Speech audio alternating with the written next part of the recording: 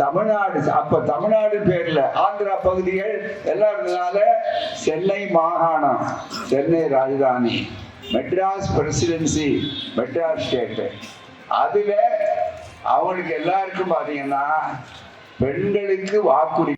அம்பேத்கர் உங்களுக்கு தெரியும், ஒடுக்கப்பட்ட மக்களுக்கு உரிமைக்காக எப்படி பெரியாருக்கு பாடுபட்டாரோ அது மாதிரி வடநாட்டில் பாடுபட்டு மகாராஷ்டிரத்தில் செய்தவர் மேதை புரட்சியாளர் அம்பேத்கர் அவர்கள்.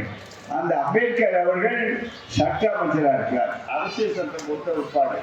அப்ப சட்ட அமைச்சராக இருக்கும்போது ஹிந்து கோட் பில், இந்து லா என்று சொல்லக்கூடிய அந்த சட்டத்தை அதுல பெண்களுக்கு வாய்ப்பு இல்லை, மற்றவர்களுக்கு அடிமையா இருக்கணும், இதை தீண்டாமை, இப்படி பல விஷயங்கள்ல திருத்தணும்னு வர்றாரு. திருத்தணும்னு வர்ற போது காங்கிரஸ் கட்சி தான் அதுல மெஜாரிட்டி வச்சிருக்காங்க. ஆனா அதுல இருந்து சனாதனிகளே, குடியரசுத் தலைவர்ல இருந்து மற்றவர்கள் இதை செய்யறதுக்கு முட்டுக்கட்டை போட்டாங்க, செய்ய விடல. எப்படி நடந்துக்கிறாங்கன்னு தெரியும், இப்ப இருக்கிற அரசியல் தெரியும். ஆனா அங்க பாருங்க, அந்த கொள்கையாளர் நினைத்து பார்க்கணும்.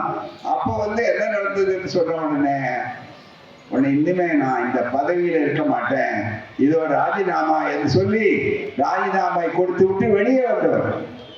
மற்றவர்களே அவர் ஒன்னும் இலக்கா பெருசா கிடைக்கலன்னு வரல, கொள்கைக்காக ராஜினாமா பண்ணுவார்.